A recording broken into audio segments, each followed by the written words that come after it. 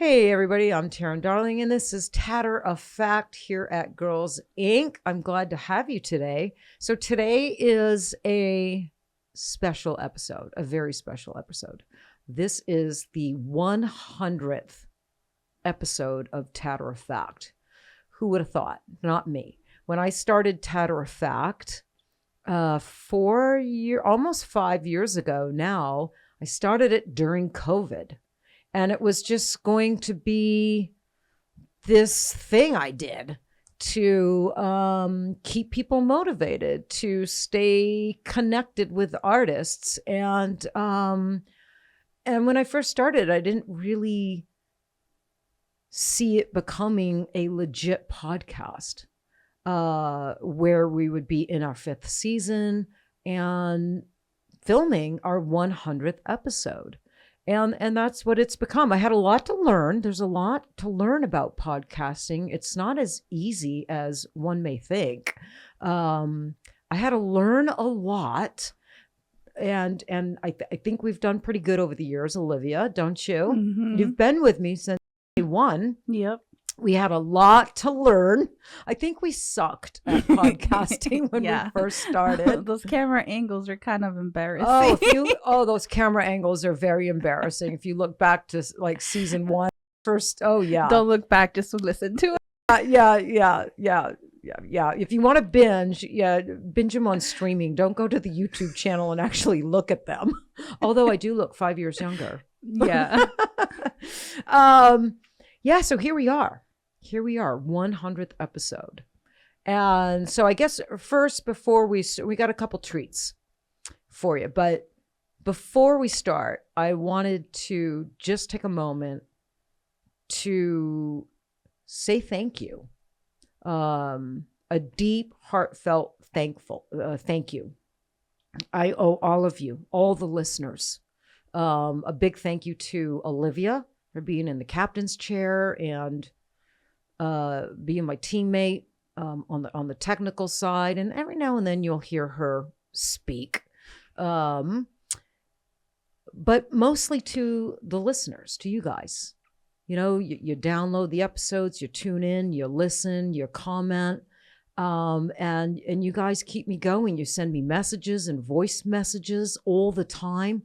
Every week. With every new episode, I get new messages, new voice messages. You'll point out different parts of the episode that really resonated with you or really helped you. And so there's been many times I wanted to quit. You know, I'm human. I'm just like you. And it's those moments when I hear from you that get me right back behind this desk for the next episode. And that's what's gotten me here to number 100 is you guys listening and being so supportive. So I thank you all from the bottom of my heart. And with that, let's get at it. So 100th episode, what are we going to do? It's got to be something kind of cool, kind of different, something special. So we thought, so the name of this episode is It Can't Stay This Shitty Forever. That's the name of this episode. Can't Stay This Shitty Forever.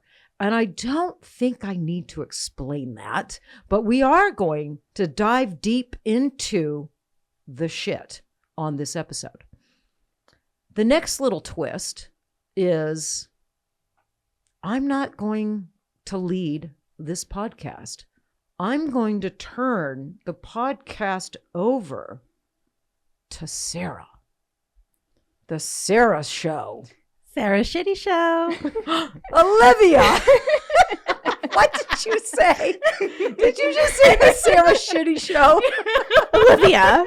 You never swear. That was funny. That was funny. And you sang it. I did. Yeah, like those old-fashioned commercials in the 50s. They weren't recorded commercials, you know. They were really like singers off to the side. The Sarah Shitty Show. Yeah. We need to make our own shitty jingle just for this. We should. Yeah. But I thought that would be good. Like when we were sitting around, you know, thinking, what can this episode be? Should I have a really cool guest on? Should it be me and Kat? Should it be the whole team? What should the topic be? We just kept going back and forth. Like, this is the 100th episode. So it's going to be a little bit different. It's going to be a twist. It's going to be cool. We got to have a cool topic. So yeah, I saw someone on Instagram, like in permanent makeup, put out a post. It cannot stay this shitty forever. And because they were struggling, right? Filling their books. And we know a lot of people in PMU and outside PMU are struggling, have been struggling for quite some time. Maybe been struggling since COVID. We've been hit hard with, COVID, some Mother Nature, some hurricanes, the flooding, the fires in LA lately, and the economy. It just feels like the last 5 years, we just can't catch a break, right? It seems like a lot of people are angry in the world, not getting along because they don't disagree on certain things. So when I saw that artist put that post out there, it can't stay this shitty forever, that really struck me. And I thought that would be a good topic for this episode. And when I ran that by you guys, all of you immediately thought that'd be a great topic. So, okay, we got a great topic. Right. So now, how are we going to dive into this topic? What are we going to talk about? And you kind of took the reins on that, Sarah. You decided what you wanted to talk on. You kind of wrote the outline for this podcast. So, and then you're having me read it and look at it so I can get familiar. And I'm like, why don't you just be Taryn today? Yeah. Yeah. And lead the podcast. I think that would be fun for the 100th. Super fun. Yeah. And I'm going to be the guest. Yeah. And we're just going to have a really great conversation, an in-depth conversation about the shitty stuff. Yeah. Bullshit, good shit, everything in between. Yes. All the shit. All the shit. Coming from the mistress of shit. I know a thing or two about shit. However, so there's a few things that we're going to cover. First, I want to address what shit is. Okay. Right? Different kinds of things that can come into our life that can seem overwhelming or daunting in one way or another. Coming to the actualization of it and really... like being aware of it. Yeah. Like being conscious and aware, having awareness that you're dealing with shit. There's shit. Yeah. Have awareness of it and how to address it. Right. And how to overcome it. Because do some people not address it? Oh yeah. Yeah. No, there's definitely people that don't address it. Right. There's different types of people. There's the people that'll look outward and say, you're responsible for all this shit. Had nothing to do with me. So the blamer. Right. You've got the blamer. I think that's low EQ. Yes. I just did an episode on that. I just listened to that episode. You actually. did? I did this morning. Really? You listened to it? Mm-hmm. Okay, so that would tie in with low EQ, wouldn't it? If you blame everybody for your problems, right? The shit going on with you. Okay, right. So there's that. That's person number one. Right. Then you've got person number two that are blaming themselves for everything and not wanting to point externally when sometimes it is external. Okay, so that kind of person who blames themselves carries that weight and that heaviness and that burden all by themselves and blame themselves. Is that a person with low self-esteem? Is that a person with, like, what kind of person is it? Comes with self-esteem. I also think that it comes from it comes from childhood. Right. Yeah. So everything comes from Right. childhood. But taking on responsibility for everything. I wonder if the oldest child often takes that position. You know? Yeah. Okay. Yeah. And then you have your third person who is the person that completely avoids it and goes, there's a fire over there. And they're going, not there. Nope. Yeah. Right. Yeah. And then that's dangerous as well. Yeah. Right? I have a friend. I have two friends that do that. That completely ignore the problem, like head in the sand. Right. And just hopes it goes away. Right. And does it ever go away? No, it doesn't go away. And I think by handling it that way, because I have two friends that do handle things. So I've been an observer of this for many, many, many years. And I think because there's consequences, right? So I think their consequences are, or ultimately whatever ends up happening, the consequence of ignoring it ends up being worse than if they did acknowledge it, addressed it, and handled it. So maybe mentally it's easier on them to ignore it. Right. But I think they end up in a worse situation. The consequence is way worse because they ignored it. Does that make sense? Makes perfect sense. Yeah, I've seen that. I've witnessed that. So just getting into the addressing it, right? Addressing it. And so let's go back to our first topic then. So like, what is shit, right? So you've got personal shit, right? Well, we all do. We all have in your personal lives. Right? We've got personal things going on. We've got professional things going on, and then interpersonal in our relationships. Right. And they're all tied together. Right. Right. And so for the sake of this, I know a lot of people listen simply because business focused, right? So we could start with business. And so that could be entrepreneurial issues, low income, especially with the economy right now. Yeah. That's a big issue right now in the permanent makeup industry, but not just the permanent makeup industry. It's in body tattooing. Do you know? It's in the restaurant industry. It's real estate.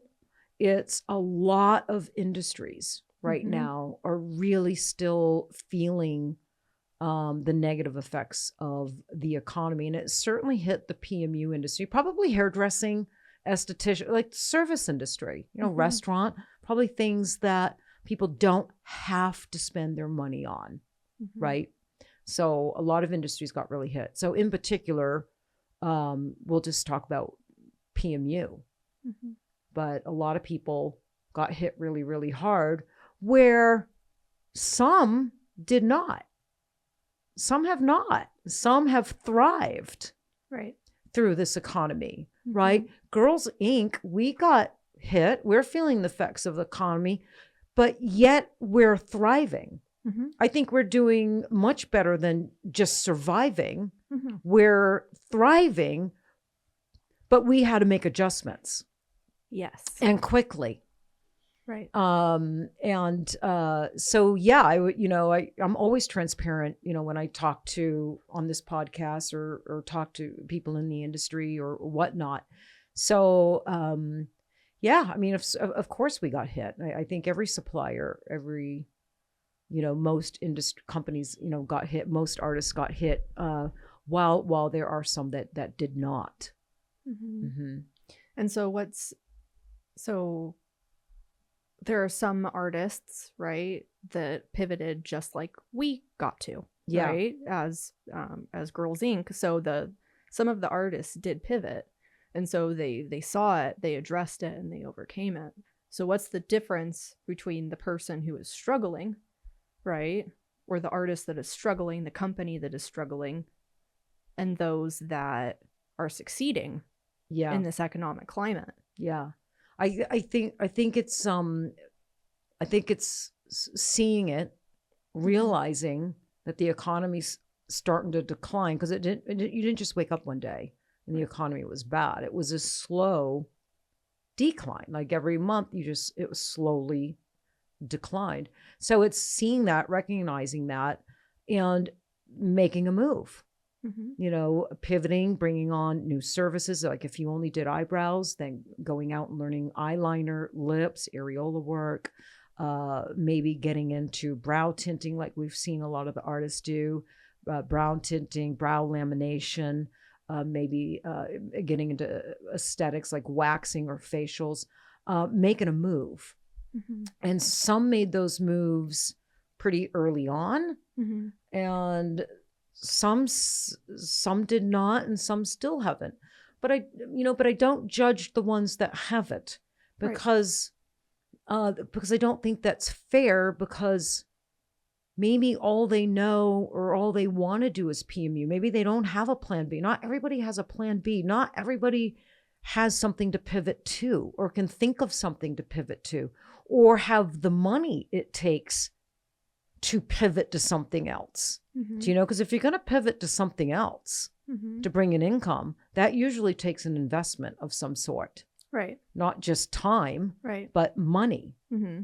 And that's what we're talking about: a lack of income, lack of clients, lack of, money, a downturn economy. So I think some were just in a better position to see it coming quicker, and had the income and the resources to pivot, Mm-hmm. and did.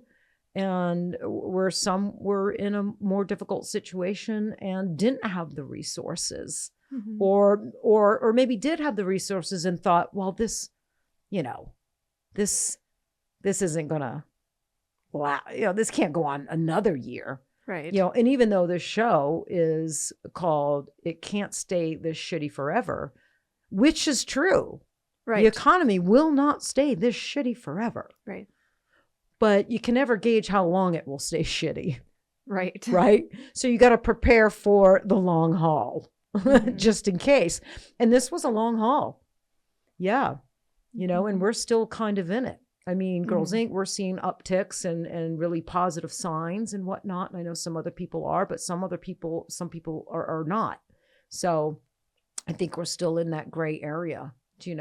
I think 2025 is going to be a rebuilding year, a slow uptick kind of year. And I'm just hoping everybody's in a much better position by the end of 2020. I think it's going to take all this year. Mm-hmm. Yeah. Mm-hmm. Because nothing stays this shitty forever. That's right. But that includes the good years too, when you're rocking and rolling and you're making a lot of money. Mm-hmm. So when you are in those high years where business is booming, you're making a ton of money. It's like you have to, like, anybody can make a lot of money, right? If you're skilled and talented and you bring in the clients, like, you can make a lot of money, but it's what do you do with that money to make sure that you get through times like this. This is why Girls Inc. has always been, we've always survived. We've had 3 really bad economies, and we've never had to lay off, and we've gotten through every one of them. Mm-hmm. But we're in a good, healthy financial position, Mm-hmm. and we prepared Right. for these moments. Right. Because once this moment's over, we'll have a few years of great, but then it's going to get shit again. Mm-hmm. So you got to be prepared for that. Right. And so you brought up a good point that I want to dig into a little bit. So addressing the issues, right? Let's not even call them issues. Let's say addressing the situation. Something's not working, right? Whether it's the economy or it's something else, it could be a variety of things, right? So how would a small business owner, a PMU entrepreneur, a salon owner, right? What's the first step to addressing and sourcing the issues? Like, how does one point those out? So you mean, like, if you have a PMU artist and the phone slowed down, your book is slow, right? To me, that's easy. Not easy to execute and not an easy fix. Like, it's going to fix quick and easy. But number one is, I think people have to stop relying on social media to bring in business. And I think even to this day, I've talked about this many times on the podcast, that too many people are relying on social media, that they can just, post, some work on Instagram and Instagram. Well, Instagram ain't what it used to be, right? And it's not working for small business owners anymore. It's just not. The whole algorithm has changed. It's not what it once was. And I'm not saying disregard social media. Right. I think Instagram, Facebook, LinkedIn, TikTok are all valuable resources to showcase your work and who you are and to attract people to you. But when you're 100% reliant on social media, especially now, then I think you're going to find yourself in trouble. So I think people need to get back to old school marketing, and that's hitting the street. And I talk about it all the time. Make some brochures. You can make brochures very easily on what's that online? Canva, Vistaprint. Do you know? And it's not that big of an investment. A picture of you and, you know, a little bio, you know, something warm about you and a little your personality, some pictures of your work, your services, and maybe offer a little discount with that if they mention that brochure. And get in your car and drive around your city and deliver these brochures to salons, hairdressers, nail techs, plastic surgeons, dermatologists, dental office, anybody that will say yes. You have, I mean, for Pete's sake, I mean, I'm in Las Vegas, so we've got multiple gentlemen clubs here in town.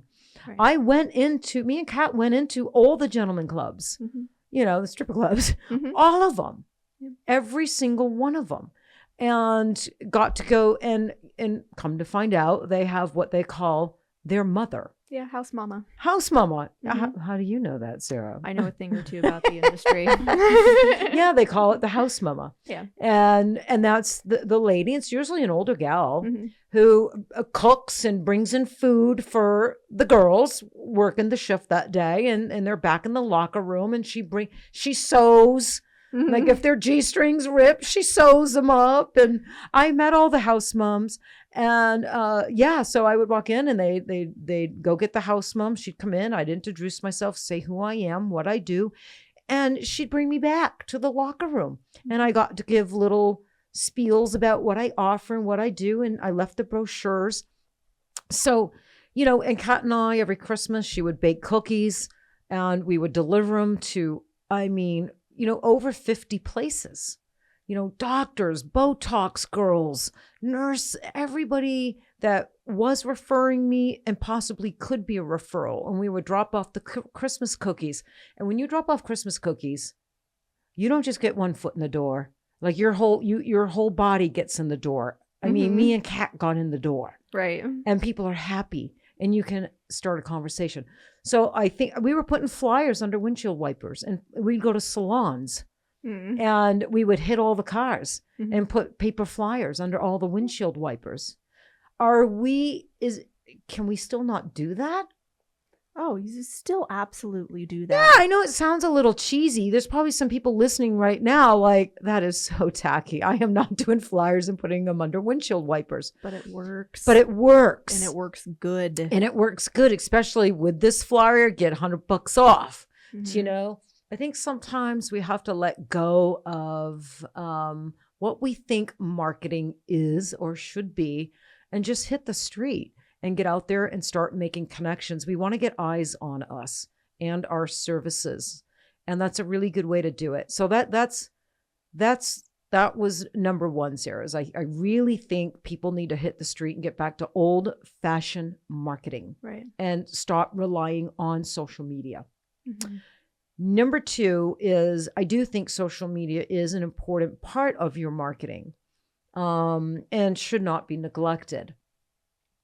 So I think Facebook ads, you know, Olivia did a Facebook course and and she did a lot of research for that course. And what she discovered and shared with all of us is that more people, it was like between the ages of what, Olivia? 25 and like 45, something like that? Yeah. That age group that I just mentioned, like 25 to 45, way more of them are on Facebook than Instagram. There's a chart that Olivia has in her Facebook course. There's a chart that will show you how many women in that age group are on Facebook versus Instagram. And Instagram wasn't even second. which shocked me. It was like Facebook was number one, and it wasn't even, was it? I think it was TikTok. TikTok was At the time, number two. yeah. And then like Instagram. Mm-hmm. I couldn't believe it. And that was really shocking. And a lot of people that are like below the age of 40 think Facebook is for older people. But it's not. Right. It's a known fact. Statistically, more people between the ages of 25 and 45 are on Facebook. So I think Facebook ads can be very powerful. However, I know I'm talking a lot. I'm sorry. This is supposed to be the Sarah show. You. I know, but this is really good advice that I just want to get out there really quick, is I think Facebook ads are really super important, but you have to hire an outside entity to do it. And I saw that as a problem because I got, screwed over by a Facebook agency.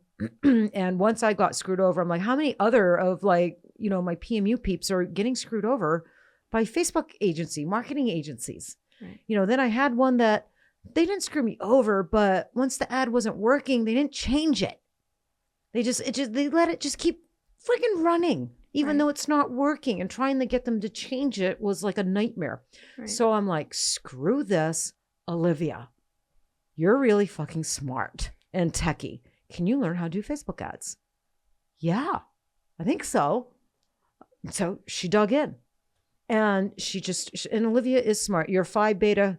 Phi Theta Kappa. Yeah, I can never say it. Hoop-de-wada. Yeah, Mhm. yeah, hoop de water capta. Who? Olivia. But she's smart, Right. right? She is. She's super smart. Mhm. We're all smart in our own way, but she's like that brainy, techie, super smart that like I'm so not. And so she learned Facebook ads. Mhm. She like dove in, did it, and then she made a course. I said, do you think you could make a course where PMU artists could go on it, really understand it, absorb what you're saying, and create their own Facebook ads and campaigns, and eliminate the agency, which would save them like $1,000 or more a month? And she said, yeah. And it took her like a year to build it out. Mhm. And so she did that. And I'm on there a little bit. Oh yeah. Yeah, a little bit.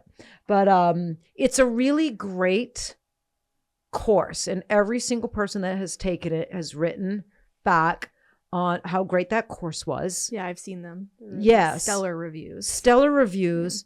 But girlsinc.training.com, go check out the Facebook ads course. It's priced really low. What's it priced at, Olivia? Like 200 something. Like $245, I steal. think. $245, which you could make back 10 times on your first Facebook ad campaign. Yeah. Yes. But she does that course in a way where it's not confusing. It's not over your head. If you're not techie, if you don't understand marketing, if you don't understand any of that stuff, you will understand this course. That's how I told her. I said, you gotta like really lay it out really simplistic so people can understand it and execute it. So those are my two things. Get back to old fashioned marketing and take Olivia's Facebook ads course and learn how to do some Facebook campaigns and Facebook marketing, direct marketing, where you're hitting the demographic you want to hit, right? Because you can do a Facebook ad or do a boost post, but you don't know who the hell is seeing it. So you could be wasting your money. Right. So in this course, Olivia teaches you how to really target your demographic, whatever your demographic is. Right. Right. So it's really powerful. Well, I think that brings up a good point too, because you brought up two things which are two different specialties other than the art of PMU, right? And I feel like a lot of artists, when I have the opportunity to talk to them, and I talk to artists on a daily basis, right? I feel like it's good because they're constantly wanting to hone in their craft of artistry, right? At least the ones that I get to communicate with. I don't know if the entire industry is like that, right? But the majority that I get to talk to are. But I feel like there's kind of a and it may be because it's overwhelming, but when you become a PMU artist, you become an entrepreneur, which means that you get to be the master of many, not just your artistry, right? And so that's mastering marketing. And if you are going to hire someone, at least understand it. Like, I'm going to share with everyone a cool story that Taryn taught me. Actually has nothing to do with permanent makeup or business. She was telling me about her sprinkler system. Okay. And she was like, I know everything there is to know about watering my plants. I know everything. She's like, I still have a landscaper, but I know what I'm doing. Right. And you oversee it to make sure that all of your beautiful plants stay pretty. Yeah. Right. Yeah. And they don't touch my drips or my water system. Exactly. They just blow the leaves and bag them because I don't like doing that. Right.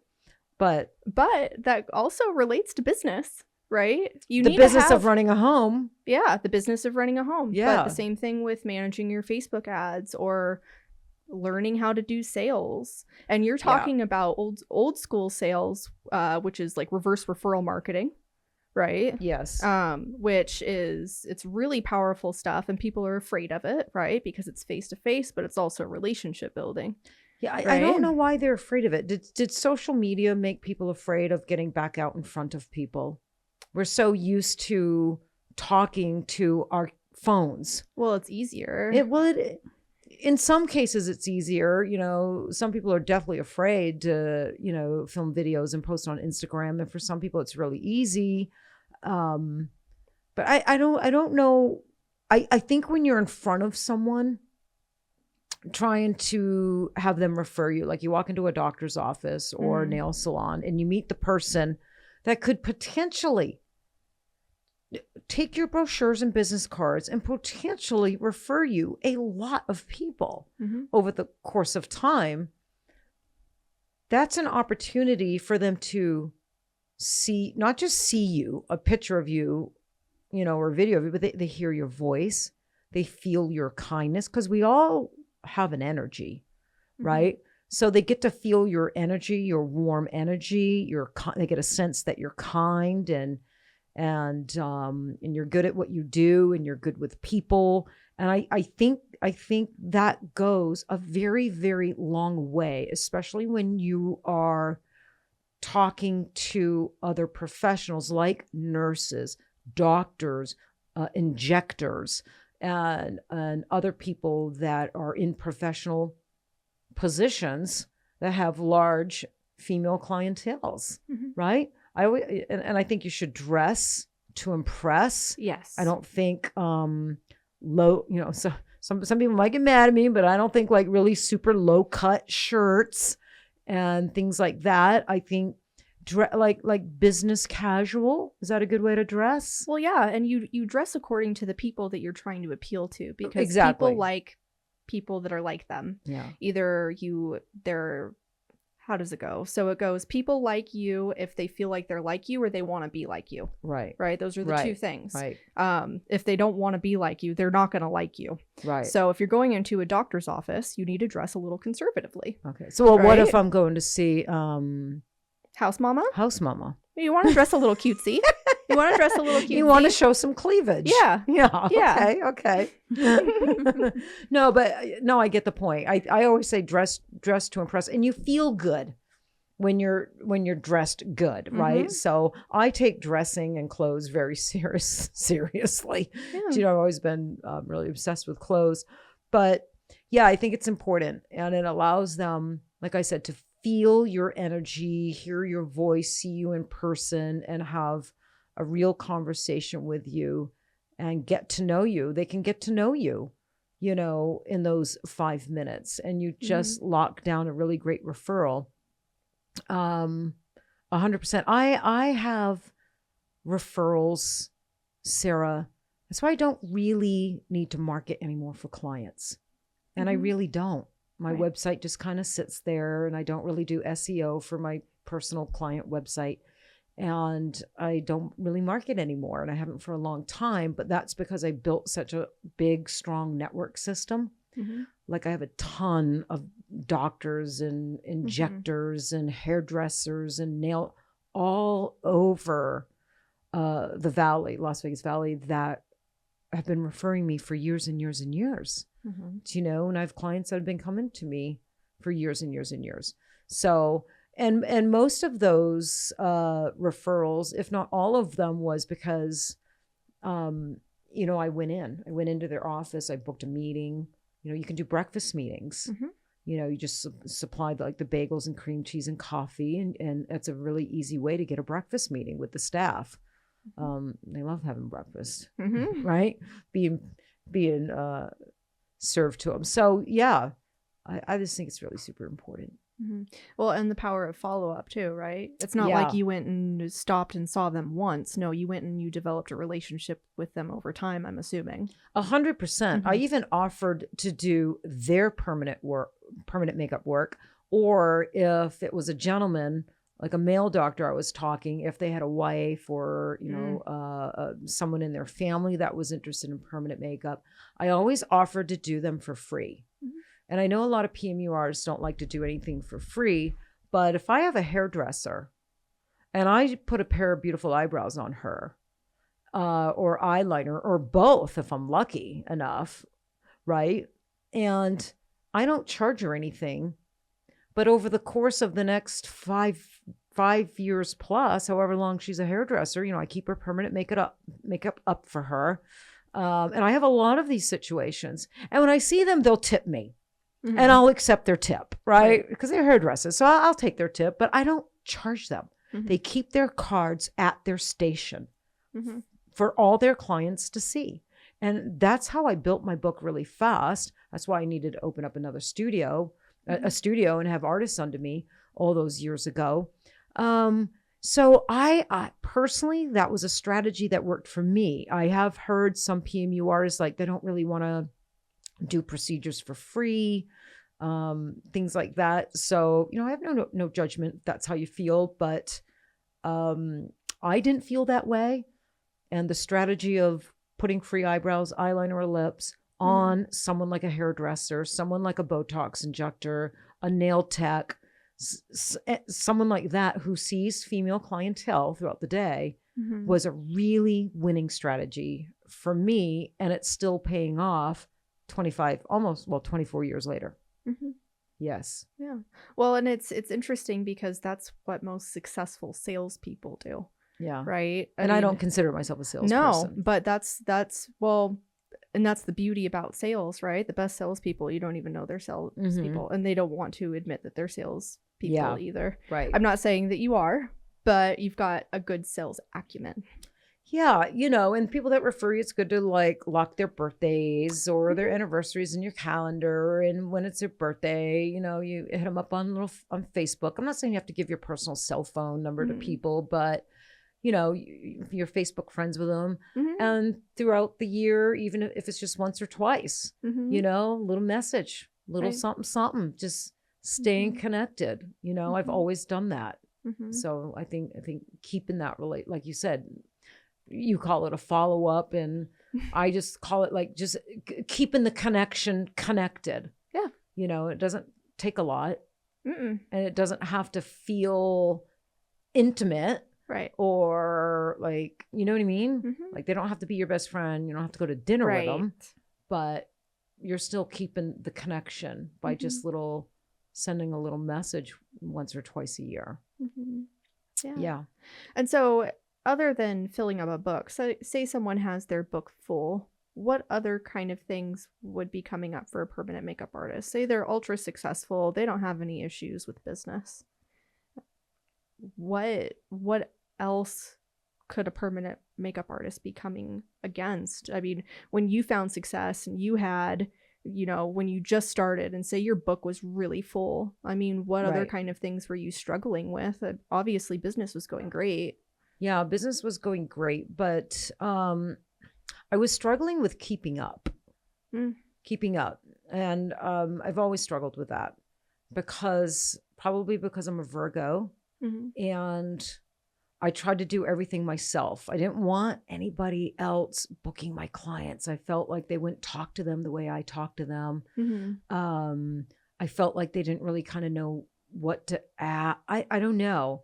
I got too busy to where my life, even on my wedding, when Kat and I got married all those years ago, we flew to Hawaii. I mean, I'm answering my phone, Sarah, on my wedding day.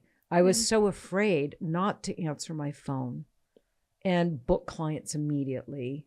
I just had this fear of I'd lose my business if I don't. Right. So I think not being more strategic with hiring like a virtual secretary, like delegating. I should have delegated. Mm-hmm. And I didn't back then. I took it all on myself. And I see that with other artists now. And at that time you were already training as well? I was already training. Mm-hmm. I was a really prolific trainer here in the US. Mm-hmm. And at that You time, still are. thank you. You're welcome. And at that time, I was actually flying in to people's studios. Mm. They would pay for my air ticket, my plane, and fly me in. Mm-hmm. That's how training was kind of being done back then. Or I'd rent like someone in New Orleans would want training, and they'd find a couple other people, and we'd book a little place, or and I'd fly. So I was flying all over the country, like training people. Mm-hmm. I didn't have a big studio. For the first 13 and a half years of my career, I had a little room inside of a salon. Mm-hmm. So I didn't have a space to train. So, so that ended up being an issue. So I just said, well, fly me in and I'll train you. So that's how I ended up training. So I was training. And then I started getting asked, I think 2003 was the first time I got asked to speak, Mm-hmm. in front of 300 people. That was my very first lecture. So I had to learn how to do PowerPoint and be a speaker, because that's an art form all in itself, building a PowerPoint. It's not easy, and it has to be done very artfully and skillfully, Mm-hmm. and then the way you speak it on Mhm. stage is Right. an art form, Right. right? And you have to speak it so eloquently. You got to be a little funny. You can't be too dry. You don't want to say all the time. I had a bad habit of saying Mm-hmm. because you're trying to gather your thoughts. Right. So I had to break myself out of that habit Mhm. and really engage the audience. So there was a lot going on, but I wasn't delegating.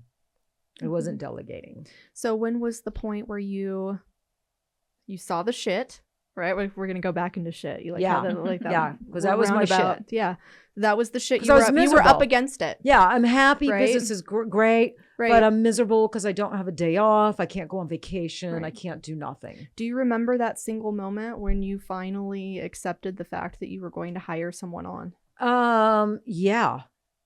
You wanna Yeah. share? It was when the salon owner totally pissed me off after 13 and a half years. Oh no. Yeah. Not the original salon owner. Mm. She sold the salon Mm-hmm. and a new owner came in. And first year was okay. Second year, oh no. She pissed me off bad. Mhm. I felt she wronged me. Mm. And she just pissed me off so bad that I was there 13 and a half years. And I knew, and it was a big 10,000 square foot salon, 12,000 square foot, like 40 hairdressers, like 15 nail techs, like 5 Esties. Like I just knew everybody. That was my family, and but I came home, I talked to Kat and looked at my bank account, and I was going through doing all my things. And I had a client that owned a weight loss clinic, and I had just done her eyebrows. Mm-hmm. And she was just saying that she had an extra room that she's got to put up for rent. She's been really lazy. Hasn't put up for rent yet. So I call her and I'm like, Anna, do you still have that room for rent? Yeah, I do. She's Australian actually. And I'm like, would you rent it out to me? Mm-hmm. And she's like, what's going on? So I said, I'm making a big move. I'm going to open up my own studio, but I've got this in between space where I need a wonderful, beautiful, comfortable, safe space to work while I find the perfect lease for me. And so, we worked out a rent. And the very next day, I was in not contract with this salon. And I just wrote him out for the week I owed him. And Yeah, I had like 3 friends show up with trucks. I am a lesbian. Lesbians drive trucks, a lot of them. So I had lots of trucks, and I just told them this is going to be my last day. Mm. Yeah. And so I was kind of forced out because of being mistreated. So it wasn't even a decision I made on my own, shamefully. I have to say, even though I was in the shit and overburdened and knew I needed to move, I didn't have the courage to make it all on my own. I had to wait until someone mistreated me, and then I moved. So yeah, so it kind of sucks that it's the first time I've thought about that in a long time. But that's my story. Right. Yeah. Well, and it's interesting. I think it's pretty relatable too, right? A lot of people are afraid to go out and really. It's like fully investing in yourself, right? So it's nice to have like that safe space, right? And then it does get to the point where there is no other option, and then you make the leap and go, shoot, I could have done this a long time ago. Exactly. Well, it's kind of like renting an apartment to buying a home. When you're in an apartment, you're not responsible for the air conditioner, the water heater, the drip system, the irrigation, or any of that stuff. Right. Right. The lands, you got, that's all included in your rent. Easy. Just write your rent and you don't have to worry about nothing. You buy a home, roof leaks, air conditioners. You're responsible for everything, and you have to, and it's good to have a base of information and knowledge on everything, or, you're going to get ripped off. So that's how it felt, going from a small room inside of a salon where all I had to do was write a rent check, every week, to opening up a studio, to, a commercial lease, and having to bring on other artists, train them, and, pay, security and all that stuff. It was overwhelming. I think a lot of people don't like change. They're afraid of change. But, man, haven't I lived how change, although scary, it's just the other side of change can be so beautiful and so wonderful and exactly what you needed. Right? It's just going through the change can be scary and horrifying and stressful, and it even can cause some depression if you deal with depression or anxiety. It can cause all that stuff, but you just got to keep going, like one foot in front of the other. You just keep getting up and you keep doing it. You just keep going, and before you know it, you're through change. You're through the change, and you're on the other side, and you're like, this is exactly where I not only should be, but deserve to be. Right. And it's all worth it. And so we have to remind ourselves like that. So, I was in a really shitty situation at that salon, afraid to make a change. And then they wronged me one last time. And that was the straw that broke the camel's back, because I wasn't happy there for about a year.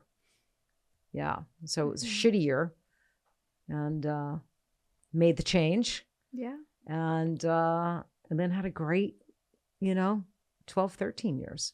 Yeah. Yeah. Yeah. It's so, looking back now, because you waited until that point, right? Would you do it all over again that same way? No. How would you have done it differently? But I have no regrets. Right. You can't look back and have regrets. Right. But you can look back with insight and reflection. And no, I'm a different person now, right? I'm 14 years older, 15 years older. And I've been through a lot in those 14, 15 years. And so both personally and professionally. The first time she wronged me, the first time I was wronged, I wish I had enough self-love, self-respect, bravery, and what's the word I'm looking for?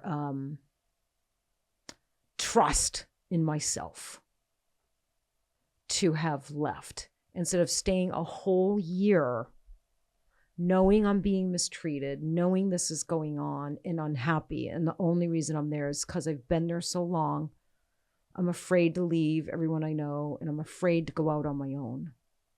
Right? So I would have left the first time. The Taryn that I know would have left. Yeah, the first time. I'm a different person now. Yeah, I am a different person. And I think having my own salon, my own studio, and dealing with all the different personalities over the years and helped me to grow up, to be, and evolve into the person I am today. A little stronger, little, definitely trust myself more. And I still deal, well, Sarah, I still come to you and Olivia with, some doubt and some things and ask your opinions. And sometimes I need pep talks and whatnot. You guys know me. Mm-hmm. Yeah. But I also think I'm strong in a sense, even though I'm still deal with anxiety and some self-doubt from time to time. Mm-hmm. Yeah. Which makes you a strong leader, right? Because you can empathize. Olivia, I feel like we're all alone, but then we talk to you and Kat and we go, oh yeah, Taryn's already been there, done that. That isn't so bad. Well, I think that's why I share and show my vulnerability with you and Olivia and the team. Don't you think I've always shown my vulnerability to you, Olivia? Yeah, you have. Always, right? I think I remember asking you one time, is it weird? I thought it was weird at first only because I came from corporate. Yeah. Totally. Yeah. Because I remember saying, like, is it weird? Like, I share with you my vulnerabilities and my anxieties and like this and that, and she was like, yeah. And I'm like, it is? I thought you were going to say, no, it's really cool. She goes, well, no, it is really cool. I wouldn't want to anyway. I love it, but only because I come from corporate, Yeah. So, but I think you can be a strong leader and lead the team, right? Because every team needs a leader or you're in chaos. Yes. But you can be vulnerable at the same time. You can show your vulnerability and show that you're scared and that you're unsure about this, that, or the other, and go to your team. That's the way Kat and I are with you guys. And I wouldn't have it any other way. And I trust you guys immensely. It's like we're in this, we're all in this together. Yeah, 100%. So, but some leaders, some studio owners, don't feel comfortable showing that vulnerable side, or they're just not. They kind of see that as, well, no, a leader is strong and always commands, and I have to be the example. And maybe that's true in some cases. I would imagine out in the military. Right. Right. Yeah. I mean, I imagine that there's some cases and industries where, my approach maybe is not the best approach. But I think for us, for Girls Inc., and for the industry we're in, and particularly for us, for who you are as a human, who Olivia is as a human, Kat, me, Jen, Sandra, who we are as people, because we all know each other really well, it's the best way to be. And it works really well for us. Yeah. So you've had your good share of shit, right? You've gone through a lot. Yes. So what I'm gathering from talking to you is that shit isn't necessarily a bad thing. In the moment it is, right? When we're going through it, we could perceive it as bad. Yeah. But you wouldn't be the same person you are now if you didn't have the same experiences. No. And I think that's why this ended up being a good episode, right? Good topic. Nothing stays shitty forever. So every single person listening right now, you need to hear me when I say nothing stays shitty forever. So if you are, experiencing the economy and it's really affecting you, it's not going to be this shitty forever. Sometimes we do have to make moves. We have to take action. Sometimes it requires action to move out of the shit and into a better place, right? And And then there's sometimes there's periods of time where maybe we're incapable of taking action because we're in depression. We're in full-blown anxiety. I think that can happen. That's happened to me, for sure. But nothing stays shitty forever. And when you are in the shit, which I have been in a lot of shit, that's life. That's being human.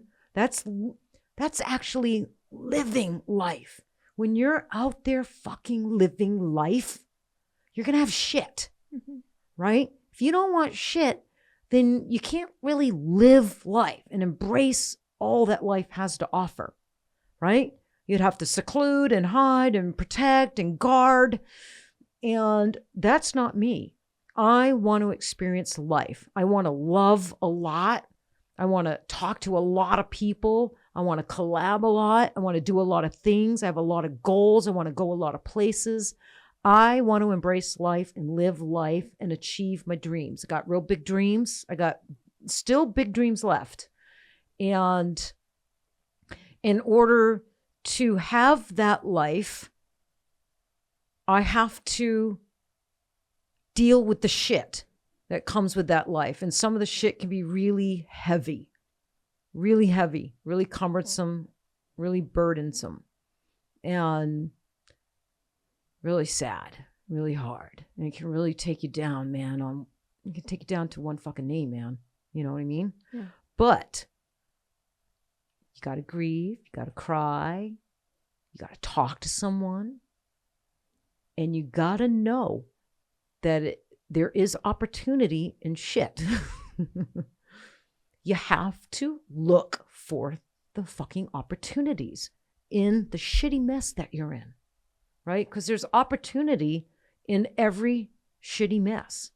Everything bad that happens to us, there's an opportunity there. And maybe you don't see it quite at first. But sometimes I think people ain't looking for it, And I'll be the first to admit, I'm not always capable of looking for it, maybe in the first 2, 3, 4 days, right? Because I'm so overwhelmed with either grief or sadness or anxiety or depression or whatever emotion or emotions I'm flooded with. But I don't stay in those emotions forever. I do lift out of them. The older I get, the quicker I lift myself out of them. It used to go from months, I'd be in them, to weeks, now to days, sometimes only one day. And then the next day, I'm good. But I still have shitty days. I still have those days. But you have to look for the opportunity and seize the opportunity. Because I'm telling you, they're there. There is, in every shitty mess, there's an opportunity. There is. And that's what I want the listeners to take from this. And don't feel alone. You're not the only one going through shit. And I think the worst thing you can do, Sarah, is to hold it all in and not talk to somebody. Do you know? Yeah. I think it's important to talk to somebody about it. Mm-hmm. Do you know? So, you got to have at least someone in your life that you trust, that you can talk to, like you can be vulnerable with and talk to, and for some people that's really hard. Yeah. Yeah. Well, and I think even getting a therapist at that point, if you don't have that person. Yeah. If you don't have that person in therapy, you can even do like teletherapy now, like on the phone. Yeah. So you don't even have to like leave your house anymore, So sometimes just talking it out, getting it out, purging it and talking. Mm-hmm. Yeah. But, like the economy, good times, bad times, happiness, sadness, all of it, flows, ebbs and flows like the tide. And so Darlene Story, the owner of LI Pigments, has this saying, if she hasn't said it to me once, she has said it to me 1,000,000 times, is this too, Taryn, shall pass. And she says it a lot, but she's right. And in the moment you feel like it's not going to pass, you feel like this is never going to pass. This is my life. But you got to remember, this is just a little blip on your life that in a month from now, you're not even going to probably remember. Right? Yeah, especially if you make big stuff out of small stuff, right? So I'm learning not to sweat the small stuff, let a lot of that go. Yeah. And and start looking for the opportunities quicker. Put my glasses on so I can find the opportunities quicker, and just be more conscientious of that. Like when something bad happens, okay, I know this is really fucking shitty. This is not what I wanted. This is going to affect me for the next friggin' month, but there's got to be something good here. There's got to be something good here. That's just the way the universe works. There's got to be something good in all this. I just got to find it. I just got to find it. And I'm pretty good now at finding it. So where I wasn't always good at finding it, you know? Do you feel like finding it becomes easier the more you put yourself through, the more you go through? Yeah, I think maybe the more you go through and the more that you trust the process. This is the process. Like shitty things are going to happen to you. But in all shitty things, there is opportunity. You have to trust that when you hear someone tell you that. You have to trust that there is opportunity. Do you know? I mean, I know several people that have gone through shit, and through the worst of times, something amazing came out of that. The most amazing opportunity came out of that. And that was a pretty hard time. So I think trusting that.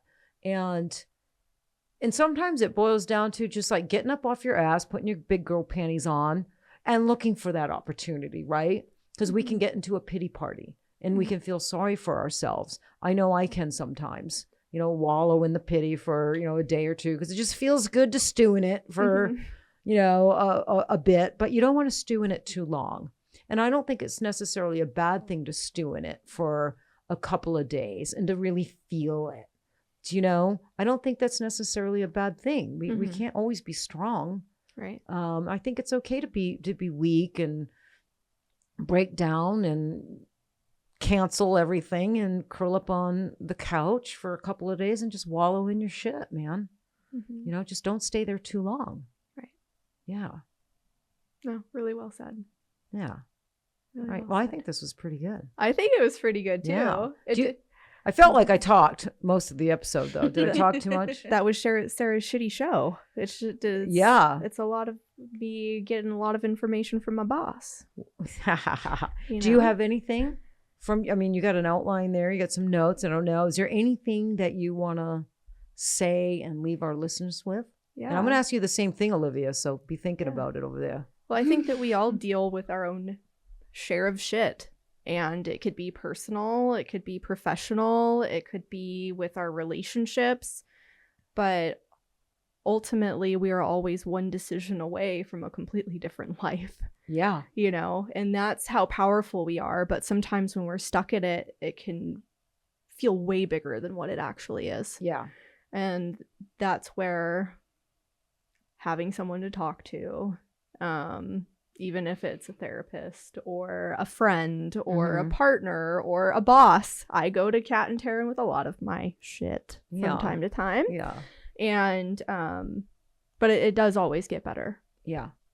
But you get to count on and rely on yourself to make it better because no one's going to make it better for you but you. Yeah. And I think this is going to hit you, Sarah, when I say this, because Kat and I, Olivia, we know you.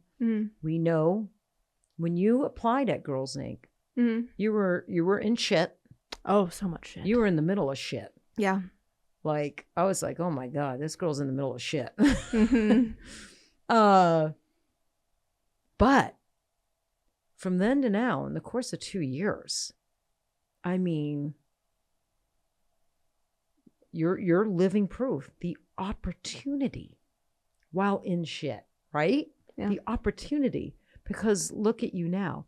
And I think one of the biggest reasons you're in such a great space now, in a great place now, You're in love. Can I say that? Yes. You're in love. Yeah. You're happy. Yeah. Physically, you got fit Mm-hmm. and healthy. You changed your music. When you first came to Girls Inc., you were listening to that heavy metal. Like, it was just like screaming. You would go in your car, shut the doors, and blast heavy metal. And I'd be like, Kat, what the fuck? Like, she don't look like the type of girl that would like heavy metal. I don't get it. Yeah. And I'm like, man. And you and I even had a conversation about that one day. And I I think I said just some smart ass remark to you. I go, like usually people that like heavy metal, they're usually like kind of like angry. It's kind of angry music. Yeah. Yeah. I remember that conversation. But anyway, I think one thing for you that you started being very conscious of is boundaries. Yes. And I think that's an important part of this episode, this conversation. And we don't have time to get into boundaries, but I did want to point that out for you because I know you've been working on boundaries and personal boundaries with family and friends and work, and lots of different boundaries can apply to family that you love dearly, friends, work, lots of different things. Yourself. Yes. So you've been really working on boundaries. Yes. And that's not easy. Setting boundaries and sticking to the boundaries you set, especially with family members, can be really, really difficult. But you've been working on that. That's one of your personal things you've been working on. And I and all of us just see, just what a difference 2 years has made in your life. Yeah. So it's been wonderful watching you get out of the car, turn off the, you're listening to Adele and like, I listen to good music. You listen to good music nowadays. No offense to all of you that like heavy metal. I still listen to it from time to time, but it's okay. like one song. I will not judge you for it. That's good. Okay. What about you, Olivia? You want to leave the listeners with anything? Yeah. So something that I've come to realize is I used to hear this all the time and I always said like BS, but I actually I truly believe it is things have to fall apart in order to make room for better things. Yeah. Yeah. And I really believe that. Yeah. Yeah. Yeah. It's kind of like things kind of have to go shitty. Yeah. Right. You gotta like be in shit in order to get to a good place. It's like, it almost has to yes. Yeah. Well, same thing. You've been with us for 5 years. Mm-hmm. We watched, something very precious for you fall apart. It was heartbreaking, but then, oh my God. Totally different life. Different. Now you got a baby boy. Yeah. And your life changed and you're in love. And so, you had to go through shit and heartbreak and everything had to fall apart for you, and you dove into like manifestation and self-growth. You were doing a lot of reading but you were really down. And but I loved that you dove into, even though you were down and experiencing depression, I love that you also dove into self-reflective books and self-healing books and manifestation. And then before you know it, you manifested a new man. I did. And a fucking baby. An engagement ring. I know. I keep telling her, I'm like, you're not manifesting a second baby yet, are you? No, not yet. I know. You became a very strong manifester, so I get a little nervous about what you're manifesting now. I actually go to Olivia with my manifestation request. She helps me. I know. She's a good manifester. I'm gonna start paying her off. She's my master manifester. Yeah, we need to do a podcast on manifestation. That'd be a great podcast. Yeah, because it's a real thing. All right, I think this was a great episode. Yeah, me too. All right. Really good. So, Sarah, thank you for coming up with kind of like, what we wanted to hit on and being the leader, the podcaster on this episode, 100th episode. Livia, thank you for 100 episodes. It's been fun. It has been fun. Yeah. I know. Are we down for like 100 more? Yeah. Yeah. Let's do it. Let's do it. Let's do it. Let's do it. All right.